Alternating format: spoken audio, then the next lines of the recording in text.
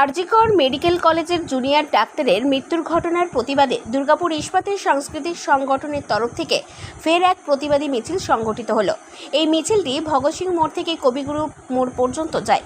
মিছিলে পা মেলান শহরের সাংস্কৃতিক জগতের মানুষজন। দাবি সেই একই, সুবিচার চাই।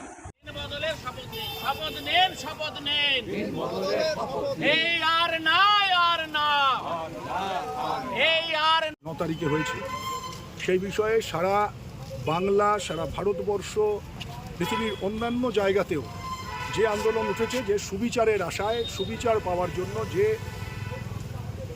আন্দোলন উঠেছে, তারই অঙ্গ হিসাবে আমরা ইস্পাত নগরীর সাংস্কৃতিক কর্মীরা বিভিন্ন সময় বিভিন্ন ইস্যুতে আমরা এই ধরনের রিয়াকশান করে থাকি। এইটা তো খুব স্বাভাবিকভাবে আমরা এই রিয়াকশান সাংস্কৃতিক সংগঠনগুলো মিলে আমরা এটা করি। আপনাদের দাবিটা কি?